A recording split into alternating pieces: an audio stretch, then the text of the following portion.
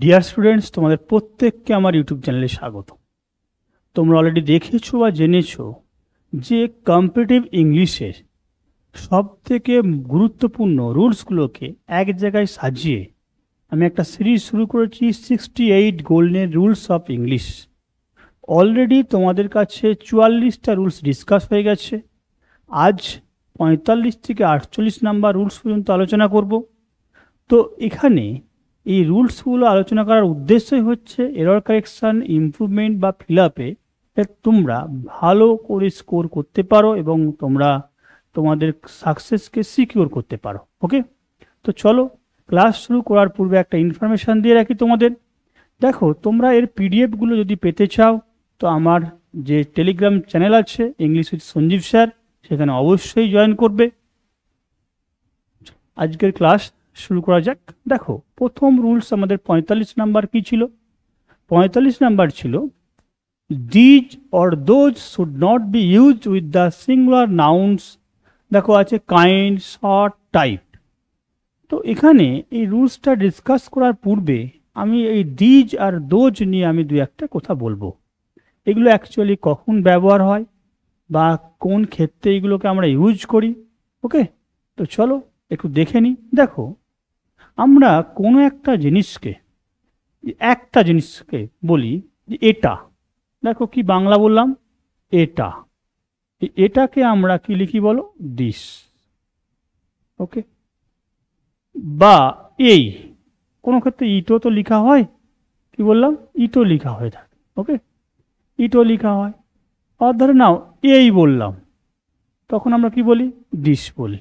ওকে, এই sense, this book, এই বইটা, তাই তো? দেখো, একের যদি বেশি বই বলি, যেমন দুটো, তিনটে, চারটে, দিস 4 বুকস, তখন আমরা দিস বলবো না, তখন কি লিখি বলো? দিজ। দিজ তাহলে কখন কি বলে ইউজ হয়? দিসটা একটা জিনিসের ক্ষেত্রে এই বোঝালে। যখন আমরা একের বেশি মানে এইগুলি, বাংলায় কি এইগুলি, তখন আমরা দিজ ব্যবহার করি। ওকে, এইগুলি বোঝাতে। কিন্তু এটার মধ্যে দেখো একটা প্রেজেন্ট সেন্স, টেন্স বলবো না, প্রেজেন্ট সেন্স আছে। মানে বর্তমান সময়ে যখন আমরা কোনো কথা বলি যে এই বইগুলি খুব ভালো, তার মানে এই মুহূর্ত বা এই প্রেজেন্ট সময়টাকে আমরা হাইলাইট করছি। কিন্তু দোজ কখন হয়ে থাকে? দেখো, দোজ হচ্ছে সেইগুলি, বাংলা কি সেইগুলি। ওকে, তাহলে সেইগুলি বলতে দেখো এখানে একটা সেন্স হচ্ছে পাস্ট সেন্স বা ফার সেন্স, মানে আগে ঘটেছে বা আগের কোনো একটা রেফারেন্স আছে, এরকম ক্ষেত্রে আমরা বলে থাকি দোজ, মানে এইগুলি আর সেগুলি। তাহলে দোজ হচ্ছে সেইগুলি বলতে আমরা ব্যবহার করি। তো এখানে কি রুলসে বলছিল আমরা দেখব যে এই দুটো ওয়ার্ড আমরা কখনোই এই কাইন্ড, শর্ট টাইপের সাথে ব্যবহার করতে পারবো না, নট লেখা আছে। তো সুতরাং তার পরিবর্তে আমরা এর সঙ্গে কি ব্যবহার করব? না, দিস ব্যবহার করব। তো তোমাকে পরীক্ষায় কোশ্চেন কি দেবে? না, এখানে তোমাকে একটা উদাহরণ দিয়েছে, she will not do this kind of dance, সে এই ধরনের ড্যান্স করতে পারে না। সুতরাং আমরা এই যদি কাইন্ড ওয়ার্ডটা ব্যবহার করি, তাহলে কাইন্ডের সঙ্গে আমরা কখনোই দিজ করতে পারবো না। কি করতে হবে বলো? দিস করতে হবে। We can do this sort of work, তোমাকে যদি এখন ডোজ বলে বা দিস বলে, ঠিক আছে, তুমি কিন্তু এটা ব্যবহার করতে পারবে না, এই শর্ট ওয়ার্ডটা আছে বলে। তাহলে শর্ট, তারপর টাইপ বা কাইন্ড, এই ওয়ার্ডগুলো থাকলে তুমি মনে রাখবে যে সেখানে দিস বা দোজ আমি ব্যবহার করব না, ব্যবহার করব দিস। ওকে, চলো নেক্সট আমরা রুলস দেখি। 46 নাম্বার কি আছে? All both. অল বলতে সমস্ত, বোথ বলতে উভয় বা দুটোকে বোঝায়, তাই তো? টেক আর্টিকেল দা, তার মানে এই অল আর বোথ ব্যবহার করলে এর সঙ্গে যদি আমরা দা আর্টিকেল ইউজ করি, আফটার দেম মানে এদের পরে বসে। যেমন দেখো তোমার কি বলছে, যে অল এর পরে অল অবলিক দিয়ে বোথ প্লাস হচ্ছে দা, ওকে। বাট হোল যখন আমরা ইউজ করব কোনো একটা জায়গায় তখন হবে দা প্লাস হোল। এটাই হচ্ছে রুলস, যেটা রুলস আলোচনা করা হয়েছে।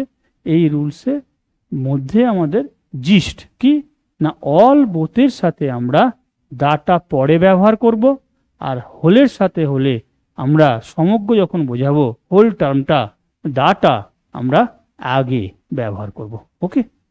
দেখো উদাহরণটা দেখলে তোমাদের আরো ক্লিয়ার হয়ে যাবে। অল দ্য গার্লস, সমস্ত মেয়েরা, সমস্ত মেয়েরা আর বিউটিফুল, ওকে। তাহলে all the girls are beautiful, তাহলে দেখো এই দাটা আমরা কিন্তু অলের পরে ব্যবহার করেছি। Both the boys were clever, মানে দুটো ছেলেই ছিল খুব চালাক, দেখো বোথের পরে দা বয়েজ। কিন্তু যখন আমরা এই একই জিনিসকে বোঝাতে দ্য হোল টার্মটা ইউজ করছি, দেখো দ্য হোল ওয়ার্ল্ড, তাহলে এই হোল ওয়ার্ডটার কি হয়েছে, আগে দা বসেছে। The whole world is a rat trap, ঠিক আছে। তো সুতরাং এখানে খেয়াল করো, আমরা দা হোল ব্যবহার করছি, এখানে বোথ দা করছি, এখানে অল দা করছি, ওকে। নেক্সট 46 নাম্বার রুলস, খুব গুরুত্বপূর্ণ একটা রুলস। দেখো অল আর বোথ কি হয় না, পজেসিভ কেস নেয়। এবারে পজেসিভ কেস আমরা কি জানি, কেসকে 4টে ভাগে ভাগ করতে পারি আমরা, কি বলো, আমরা কেসকে 4টে ভাগে ভাগ করি। একটা কি, একটা হচ্ছে নমিনেটিভ কেস, একটা হচ্ছে অবজেক্টিভ কেস, একটা হচ্ছে পজেসিভ কেস, আর একটা হচ্ছে ডবল পজেসিভ কেস। তো আমাদের এখানে বলেছে কি, যে পজেসিভ কেস ব্যবহার হয় এই অল আর বোথের পরে, ক্লিয়ার। তাহলে অল বোথ যদি আমি কোনো সেন্টেন্সে ব্যবহার করি, তারপর যদি আমাকে প্রোনাউন হিসেবে ব্যবহার করতে হয়, সেখানে অবশ্যই আমি কি করব না, পজেসিভ কেস ব্যবহার করব। একটা এক্সাম্পল দেখে নিই, দেখো অল মাই ওয়ার্ক, তাহলে আমার সমস্ত কাজ, সমস্ত আমার কাজ বলতে দেখো আমরা কি করেছি, এই মাই ওয়ার্ডটা পজেসিভ। এবার তুমি বলো স্যার পজেসিভ কেস জিনিসটা কি, পজেসিভ কেস বলতে তুমি মনে রাখবে যে যে প্রোনাউনের মাধ্যমে কোনো কিছু বিলং টু বা অধিকার সেন্স বোঝায়। যেমন ধরে নাও মাই পেন, দেখো এই পেন, এই পেনটাতে কার অধিকার আছে না, আমার। এবং বাংলায় দেখো কি আছে, একটা র বা এর সেন্স থাকছে, তোমার, ইওর পেন, মাই পেন, ঠিক আছে, হিজ পেন, এগুলো সব পজেসিভ, কারণ এই জিনিসটার উপর ওরই অধিকার আছে। এই সেন্সটাকে কে ক্লিয়ার করে দিচ্ছে না, এই পজেসিভ প্রোনাউনটা। এখানে একটা র বা এর সেন্স থাকবে সবসময়।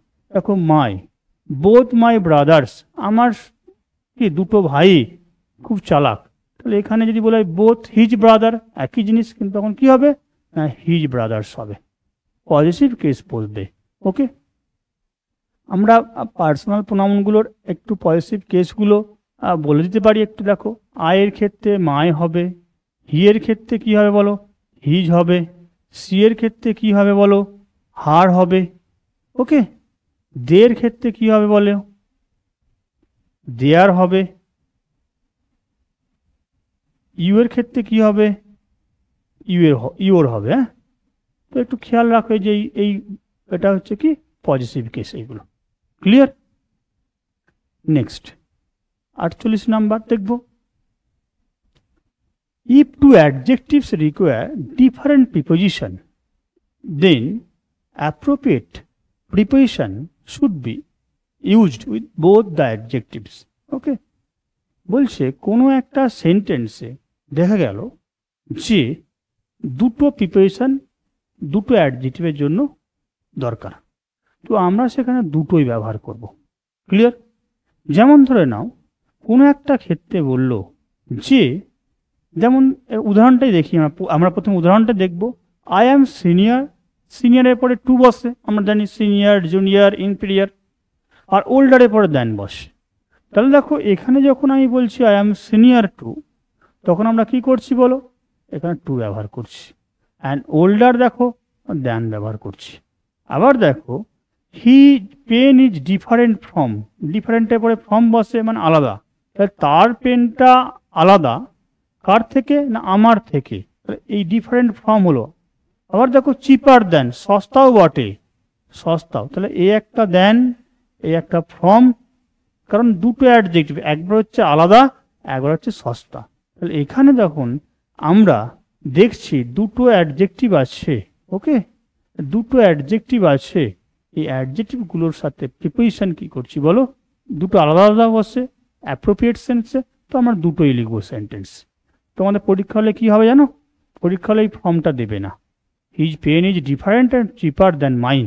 তোমার কিন্তু খেয়াল রাখতে হবে যে ডিফারেন্টের পরে দ্যান সেন্স নয়, ডিফারেন্টের পরে কি ফ্রম সেন্স, তোমাকে এটা মনে রাখতে হবে এবং পরীক্ষা হলে আনসারটা করতে হবে, ওকে।